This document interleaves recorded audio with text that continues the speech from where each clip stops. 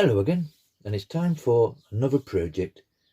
Today we're going to do some router and a little bit of scroll saw work on this Super Mario plaque. Now the idea is to route out all the background, allowing the letters to stand up roughly about 3mm, and then we'll cut it out on a scroll saw, paint the background black, quick sanding over just to clear the letters, and then we'll paint the nice letters, the yellows, greens and blues of the Super Mario. As always for me on these outdoor plaques, I use rough fencing wood. If you spend a couple of minutes just to sand it down, it does come up really nice, and it's fairly rough when you first purchase it. So we've sanded it down, we've got our template ready, and you could print these off. I actually use tracing paper at the moment in my last projects, and the idea is you literally just put your tracing paper over your tablet or computer. I zoom it in to 6 inches wide, high should I say, and literally just draw around it. It takes a little bit more time, but however, you've not used any papers or inks on your printer. Plus, it's ideal if you don't have a printer, obviously. So we've got this all ready. We've drawn it all out.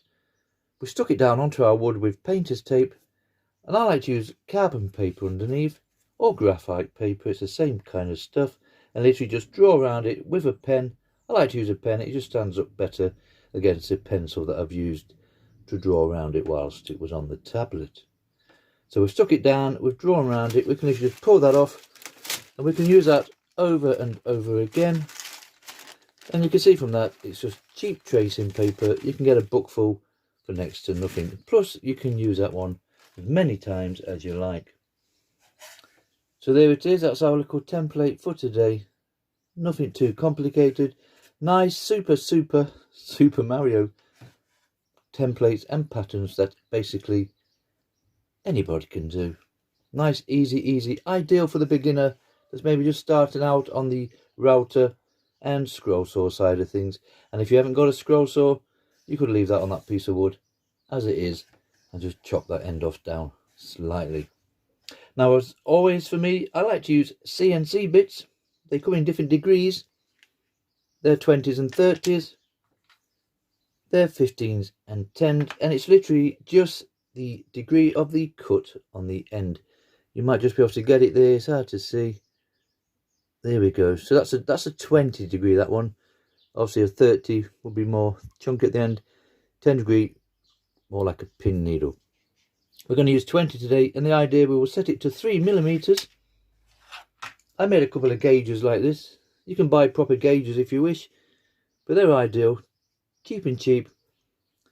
Set one to 3mm, which I'm using, and that's just literally the same depth as one of your Dremel bits or the actual CNC bit that you're using.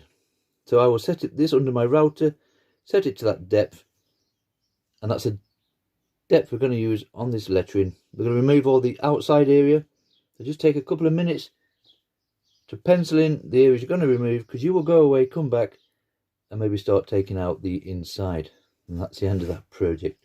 So take a couple of seconds to shade it all out. So we've popped our CNC bit. Remember, these will fit a Dremel no problem if you have the Dremel router attachment, which will work fine on these little projects. Because I'm using a 1/4" shaft or shanked router, you will need an adapter reducer collet like that, 6.35mm, and your CNC bit, which is 3.175mm. That slots into the nice silver end. It's a nice firm grip like that, and then you pop the darker end into your router,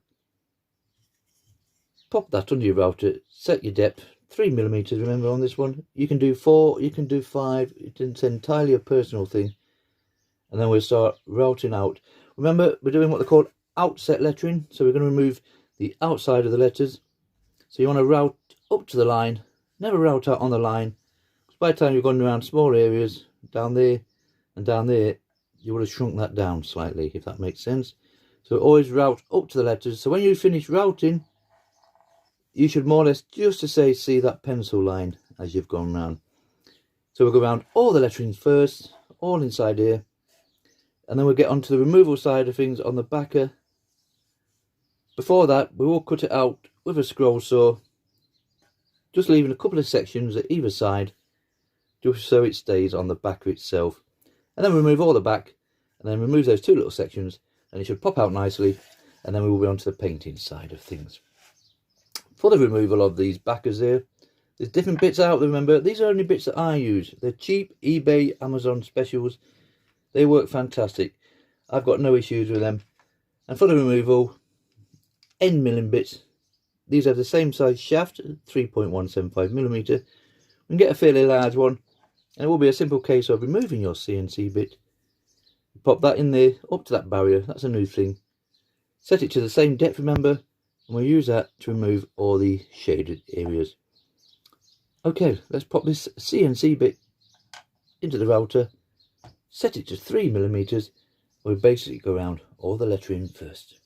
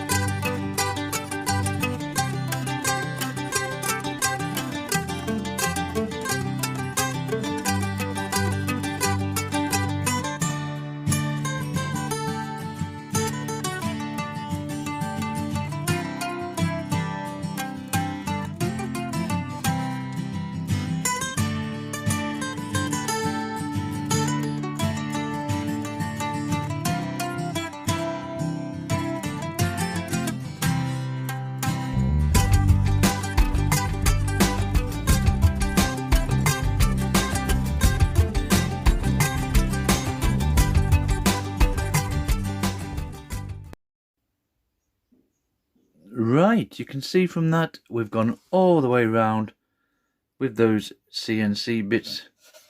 Quite dusty wood is this fencing wood, but it comes up really nice once we go over this with a Dremel and a little engraving bit just for general tidy up. We'll get to that section later. Now you've a couple of options there, and I've definitely tried them all. We've also got to remove the backing section now with our end milling bits, like so. Now on previous projects, I would literally just set it to one of those depths there. You can see I've removed some already. And literally just start removing all this backer. But then as we come up to the line here, I would originally go around that with a CNC bit first, just to make it nice and crispy. When I come to use a scroll saw, you're actually cutting on two different levels. Because remember, we've already routed out this section here. So that will be 3mm lower than the outer scrap wood, as we're going to call it. And it's possible you can do it, but with a scroll saw it's certainly easier to scroll up to a nice pencil line like so. So what I tend to do now is to cut it all out with a scroll saw first, just leaving a nice little tab piece there, keeping it connected, and a little piece there just to keep it connected to the surrounding wood. And that way when we use the router, we just have more of a nice solid base to run on. So we can run along there with our router like so, and there's less chance of it moving. There's a lot of different options. I've done them previously where I've cut it all out and routed up to the edges there. But obviously because you haven't got this piece of wood here, your router will tend to tilt a bit and it can just get a little bit messy. Or another option is to cut it all out, keep that piece of wood and just put that to the one side. So when you come to route out, you're resting on this piece of wood here and you're resting on that piece of wood there. So the options are all there, but for today we're literally going to cut this out first. Like I say, leaving that tab there, and there is one just up there, you can just see, about an inch wide, just enough to hold it in place. And then we'll pop on the end milling bits and basically clean it all out. The good thing about cutting it out first, when we come to these end lines here, we can just route over the edge of those. Nice and easy, because remember, we're going to pop it all out afterwards. Okay, we'll cut it out first on a scroll saw. Right, just before we cut it out on a scroll saw, we just take a couple of minutes to show you the three basically types of blades that you can get. Now the cheapest one, and the more basic as they come, it's what they call a pin blade. You literally get a pin at both ends, and that just locks on to your saw like so. you want the blade facing towards you, and you want to feel smooth on the way down and rough on the way up. That way you know you've got your blade in the right way. Now we could use this on this project no problem whatsoever, because it's nice and small. With a blade like this pinned one and the pinless blade, you'd more or less feed the wood into the blade. So you would have to push that like so, gently turn that, and turn that, and so on all the way down.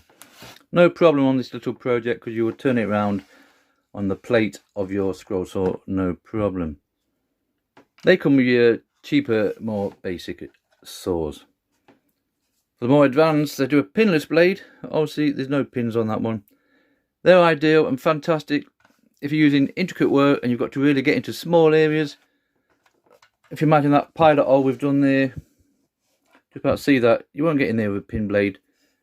However, a pinless blade will slot in there nice and easy, and you could cut out just the same on this. Same again, smooth on the way down, rough on the way up, and the blade teeth pointing towards you, should I say.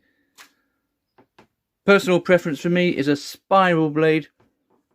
Same size, obviously 5 inches, whatever they are, and it's spiraled all the way up. The good thing about these spiral blades, they will cut in any direction. So we can just pop it into our pilot hole there and just basically just do that with the wood and cut all the way around this without turning that wood basically once. Ideal if you're doing big projects of 30 inches plus, where there's no need to turn. Like I say, you can just feed it around like that. They take a little getting used to, but I'm quite happy with those. And because they are spiraled, they will cut in any direction. So we'll pop this on the scroll saw. You've noticed, like I just said, a couple of pilot holes. Normally I would just come in off the side here and just start cutting it out. But obviously that way we're going to lose our shape. So we go in there, we'll cut that out, stop at that little tab there, and then we'll start again there, cut that out and stop at that little tab there. And like I said, we'll just leave those 2 little sections, and hopefully that should keep it all together for now. And then we'll come back and start removing the backer. Okay, let's cut this one out quickly.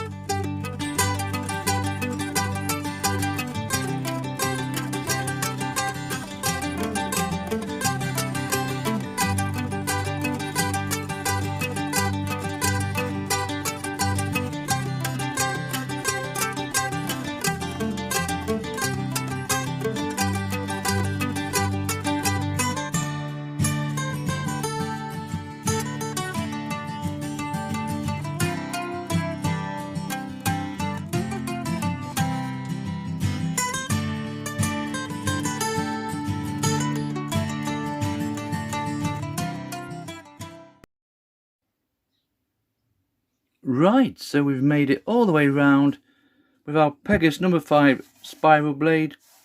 We can just about see daylight coming through there. And remember, we've still got our little section there holding it in place. There's obviously one at that end there.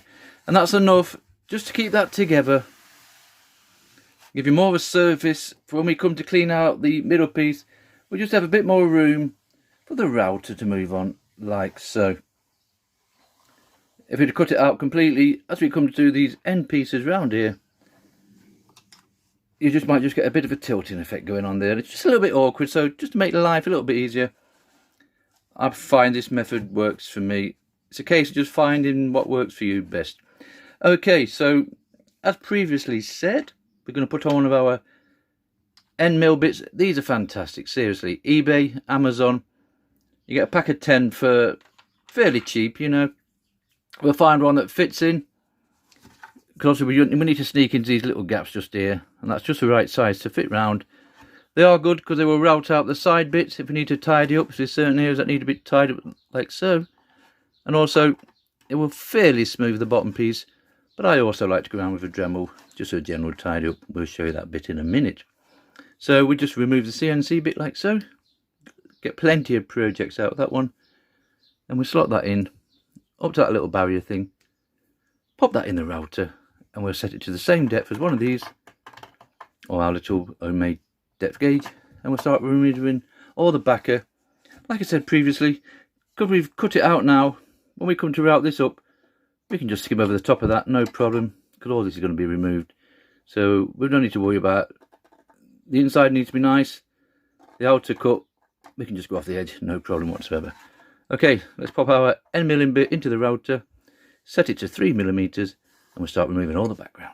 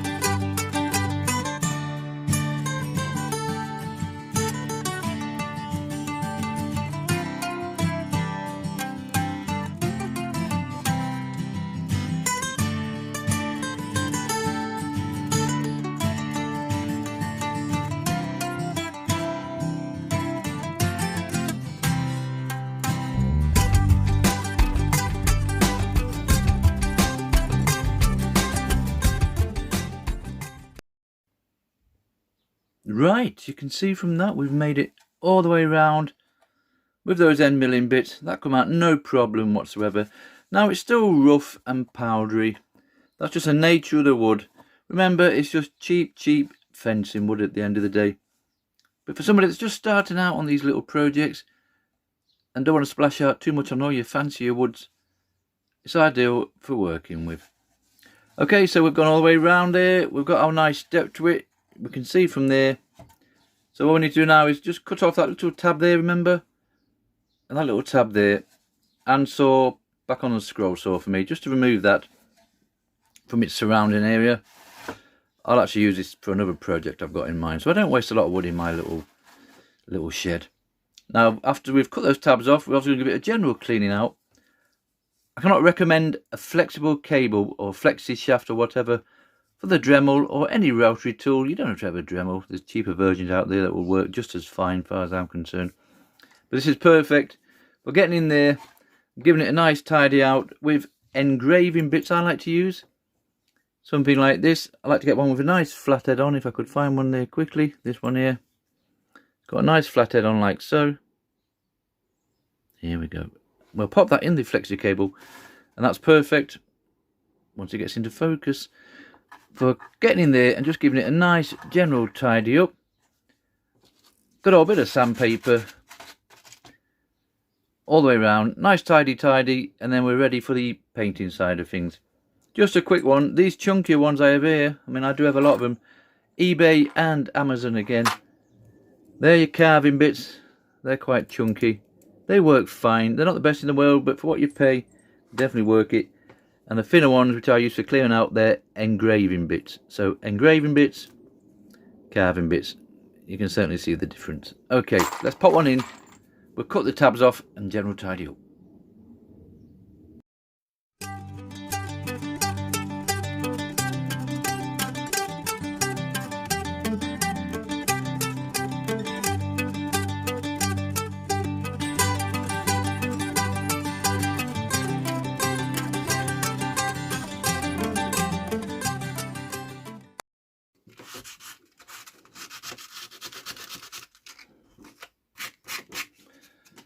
Okay, that's enough sanding down for me. It's not one of my favourite things to do. But you can see from that, it's got the general shape going. It's near enough what I want. It's just going to go on the side of my shed at the end of the day. So, for hanging purposes, like all my projects, I like to use what they call a T-slot bit. And it looks like this. Comes with a 1/4 inch shaft on it, so you don't need the adapter collet. It fits straight into your router. And this one is a 5/16. It's the smallest one I could find at the time. There we go. These are ideal for routing out a slit in the back to hang your projects with. That way you'll have no screws or nails or anything showing. What I personally do is made myself a little sample slit so it'll look like that when it's finished. Slightly longer. And that's perfect for popping your screw in there and sliding your project on. Now the more you screw your screw into the wall, just so the edge showing, the tighter that will be to push on, and that will hang on there no problem whatsoever. So all I tend to do is pop this into my router. I'll set it to that nice depth there because I know that's the same wood, and obviously we're not going to come through the other side. And we'll literally just route out a slit along here. Bigger projects you could put 2. I did one on a previous video where I actually had 2 slits in, and that worked fine. So we'll quickly just route out a nice slit there for hanging purposes, and then we'll be on to the painting side of things.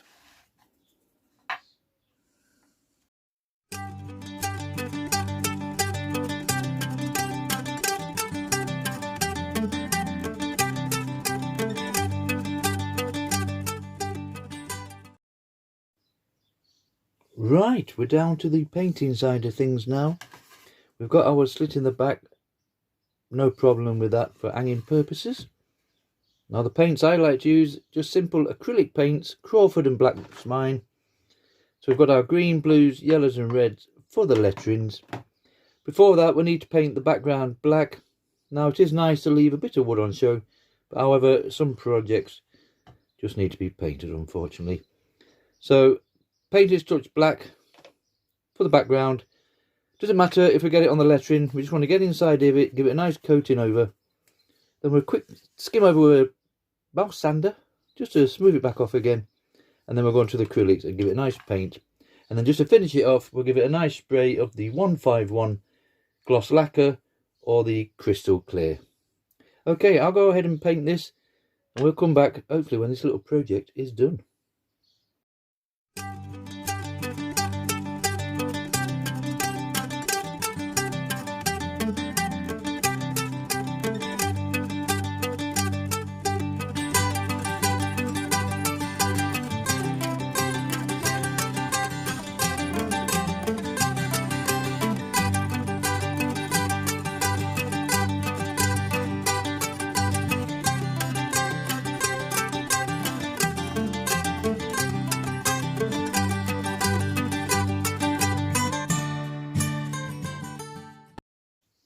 Right, that's it. This little project is finished.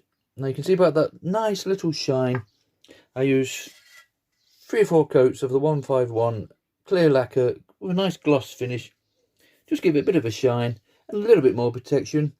Now it won't be the best finish to go outside with.